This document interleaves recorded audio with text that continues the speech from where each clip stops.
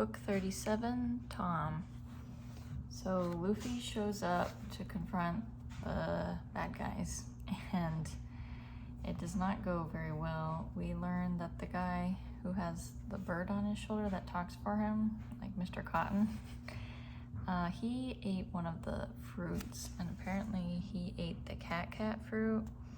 So he turns into this giant cat human. I guess it's kind of like Chopper. But so the crew is getting really beat up. It's starting to flood. Just everything's going wrong. Usopp's still trying to protect the ship, trying to put it back together. And Frankie comes by and he tells him it's not gonna work.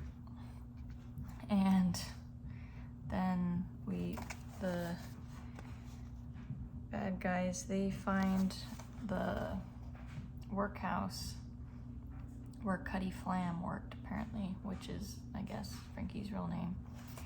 And we find out that this is where the best shipbuilders worked. So now we go to backstory. Frankie's backstory of how he was a little kid and his parents kicked him out, I guess, which is sad because he was such a crazy kid. But Tom takes him in. He's a fisherman, teaches him how to build ships.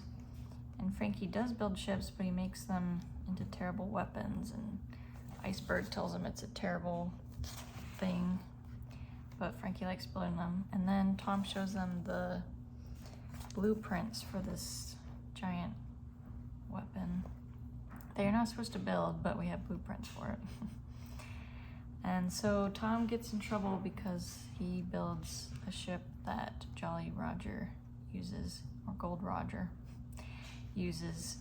So he gets arrested, but then he explains the plans for the sea train, and they say, okay, that can really help our island. We'll forgive your debts if you do that. He does, but then Frankie's ships that he's been building, they go off without warning and they attack the whole town, killing a lot of people.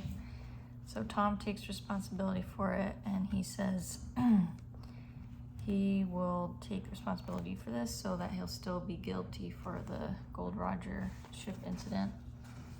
He says he's willing to die for it, which makes Frankie really mad. He looks up to him. He probably sees him as a dad. And so he heads out to confront them because he wants Tom back. So maybe in the next one we'll see why he's a cyborg.